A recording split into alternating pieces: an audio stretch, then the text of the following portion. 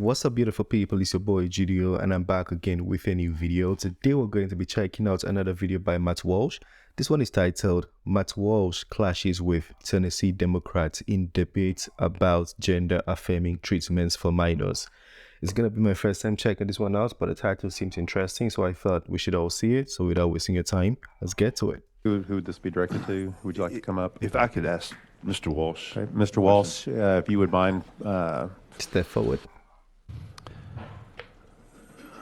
Matt, thank you for being here. You're recognized. Just a quick question for you. We've heard in the news last week and even today that it's pro-life to vote against this bill. We've heard that suicides are prevalent, and suicide has impacted my family, so I'm sensitive when I hear something like that. I've read some of the stuff that you've done, and I was wondering, can you speak to the statistics of mental health and suicidal tendencies for the people who have gone through transition and for people who have not? In your studies, from what I've read, can you speak to that? Mr. Walsh, you're recognized. Sure. Well, the claim that doing the chemical castration drugs or surgery or hormonal intervention, the claim that this prevents suicide or has positive psychological effects down the line is utterly, totally baseless. There are no credible long-term studies that bear that out. And one of the reasons for that is that there couldn't possibly be any credible long-term studies because we've never done this to kids on this scale ever before in history. So this Yeah, exactly. Good point. current, shall we say, crop of children, they are the guinea pigs. This is all experimental. We're sort of trying it out on them to see if it works. Now, they have attempted a few times How to do is studies, this and the interesting legal, thing though? is that the World Professional Association of Transgender Health, WPATH, which is a radical far-left pro-trans organization, they commissioned a study to try to prove that that hormones and puberty blockers decrease suicide rates among trans-identified youth. And even in their own study, they found that they couldn't prove it. They couldn't make that link because it's just not possible to do. The other thing I would mention too is that the number of trans-identified youth has skyrocketed in recent years. We're talking about exponential 10x, 20x growth, just huge numbers. That's very true. I can't even lie. I started hearing it. I mean, as African, I started hearing about this in probably 2019 or 2018, I would say. And that was around the time I came to Canada. You don't hear a lot of it in Nigeria.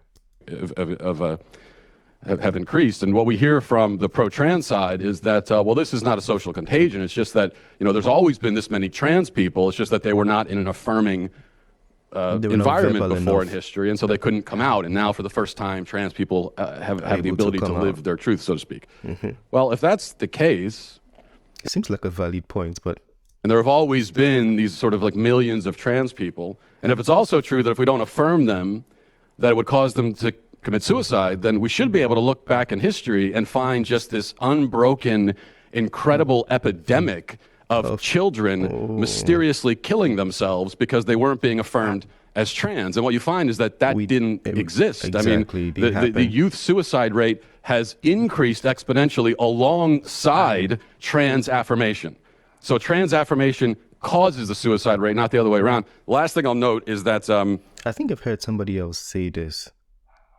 Yeah, it was a lady. She said the same thing. the suicide rate among trans-identified people is sky high. It remains sky high. All the data shows this. It remains sky high even after surgery. And in fact, in the most reliable data that we have, it's years after surgery when suicidality is the highest for trans-identified people. That's the reality. Professor, you good?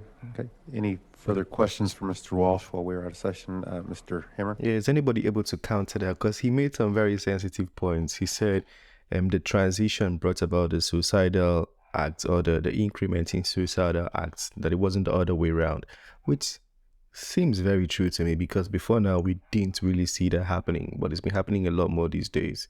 So yeah, unless anybody's able to counter that, that's going to be the standard or the truth. Representative Hammer? Thank you. I found it, thank you, Mr. Walsh. I found it interesting. One of our people testified today that they had their gender-affirming surgery at 16, and I know you in former comments 16. mentioned this on your blog. At about 16, you're an adult who's mature and can make decisions. You're that at 16. I don't care what anybody says, even going so far as to say, 16 people, when you're 16, you should be married and could be pregnant or should be pregnant. So I'm curious if 16 is an adult in your view. Why does this bill have the minor defined as 18?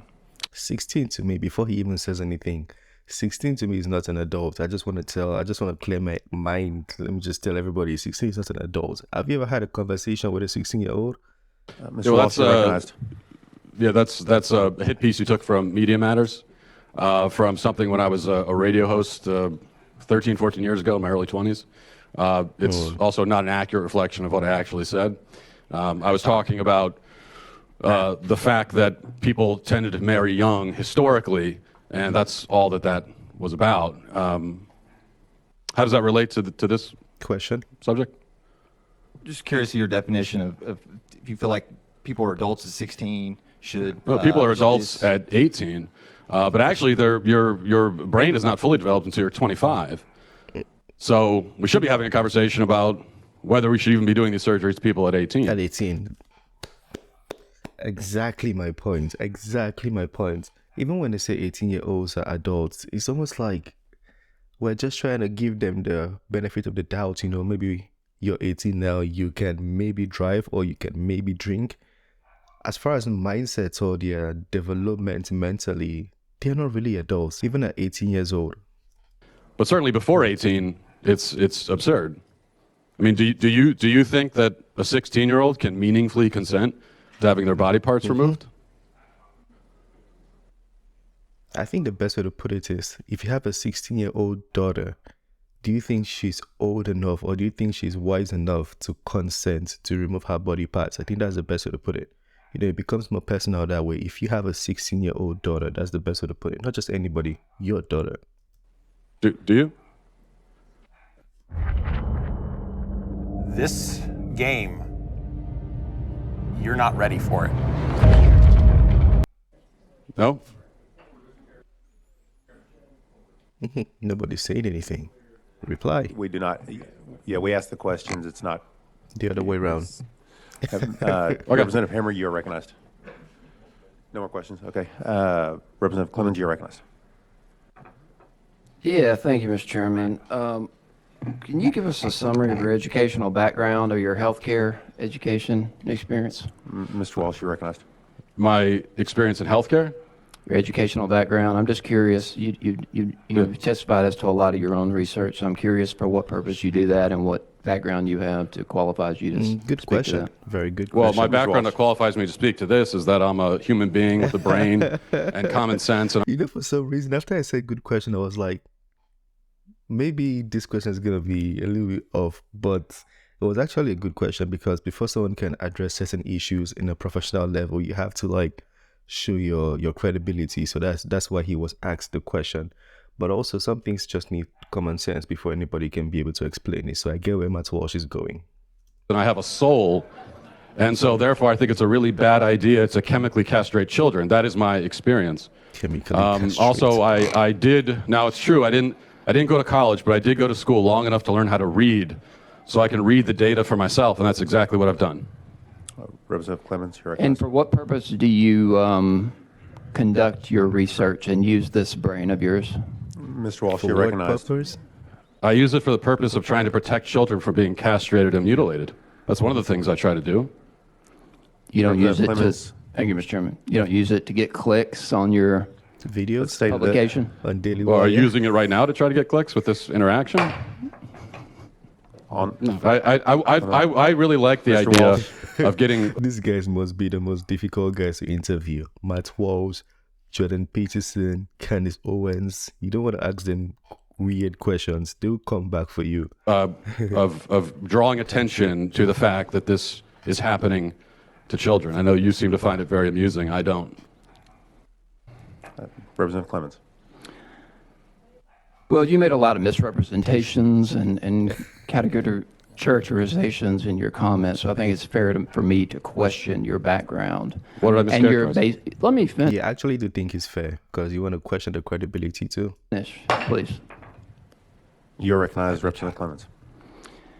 You know, if you're going to come before a committee and make mischaracterizations and misrepresentations, it's fair game for us to ask you your educational background and your foundational knowledge for making such characterizations.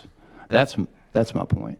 So I'm curious about you speaking to the development of the human brain by the age of 25. I seem to recall you advocating on behalf of firearm possession at the age of 18. Do you think that's appropriate? Let's stay on the bill, please. Okay. That's all I got. Yeah, well, can I respond to that? No. Representative Mitchell, you're recognized. I can't respond to what. Representative Yeah, Mitchell is recognized. thank you, Mr. Chairman. So, I think your original article, blog post, or tweet, or whatever, kind of started this firestorm. So I'm trying to figure out, where we need to look for these surgeries, because I'm still trying to find, the surgeries, because, the sponsor of the bill last week, I kind of agreed with him. I said, we need to split this bill into two parts. I may agree with him on the surgery part, because I don't think it's happening. So, you seem to have started this, so I need your evidence of where these surgeries are occurring in Tennessee. Could you give me, places, times, maybe some names, or something that, Yeah. you know of? There should be publications, right? Because I don't believe he has more in-depth information than every other person. He probably just read it on the media or some kind of publication. Yeah, Mr. Walsh, you're recognized. My evidence is the healthcare provider's own words. I outlined Vanderbilt Health and their transgender care program, and the people that work for that program, their own words, talking about what they do, and talking about, for example, providing the chemical castration drugs to adolescent children.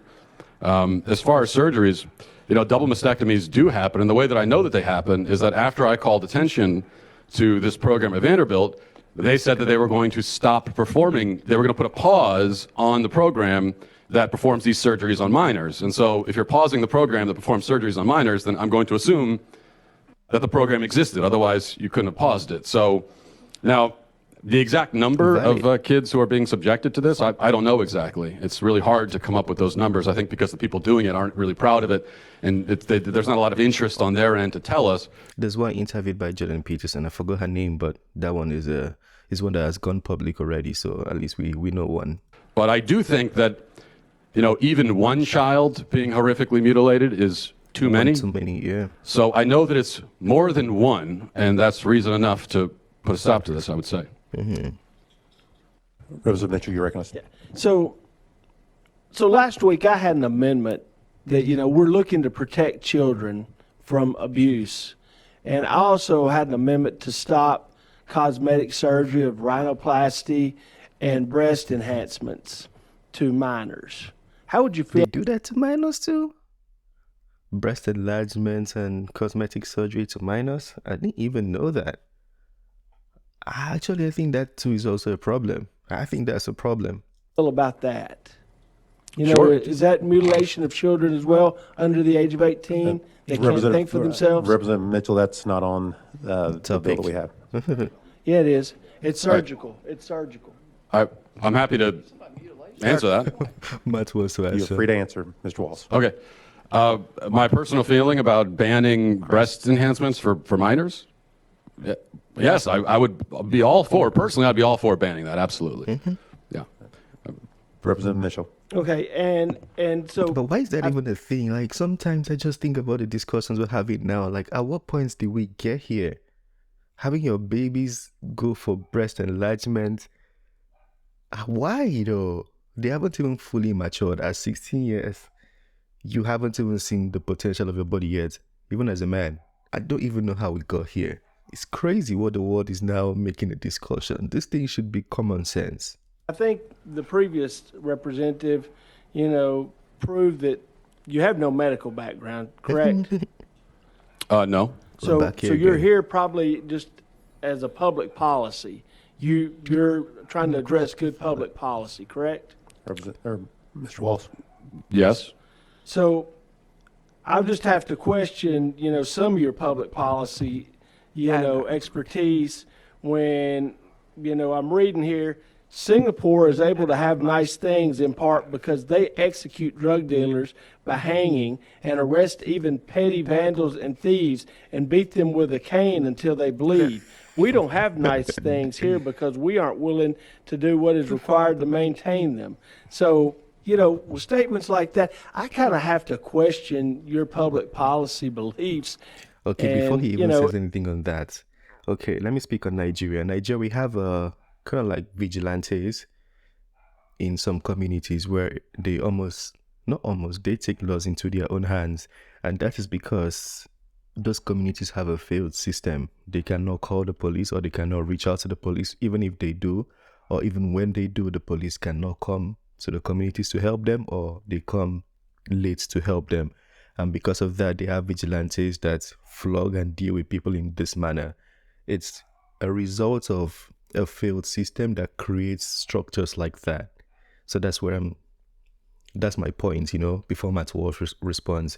But let's hear his response now. And you also stated there'd been no studies. Well, I'm sitting here holding a study from the American Academy of Pediatrics, from the University of Pittsburgh, about the suicidal disparities between transgender and cisgender adults and children.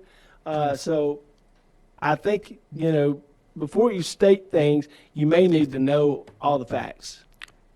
Thank you. All right, thank you. Can I respond? Chairman Williams, you're recognized.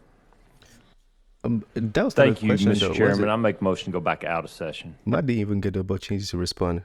or back into session. Thank you. Is there objection? All right. Yeah, he just said he had a report, but he didn't say if Matt was lying or there was any contrast between what Matt said with the report he had at hand. And it's something I would like to know. What is on the report? Is Matt lying? Is he lying to us, or is the report lying to everybody? I would have loved to know that. But anyways, it's the end of that video. Let me know your thoughts on that. I believe Matt is not entirely wrong. He's not entirely wrong for feeling the way he feels. We all know what is right and what is wrong. Imagine mutilating your child at 16. That's horrible. And that's my stance. Let me know your thoughts on that video. I know some of you are not going to like it, but it is what it is. Let me know your thoughts still. And if you want us to check out some more, which I would happily do, this shit should not be happening. So I'll bring more and we can talk about it. So let me know your thoughts. And it's the end of this one. Don't forget to smash the like button. Subscribe if you're new to the channel. And I'll see you on the next one. Have a wonderful day. Peace.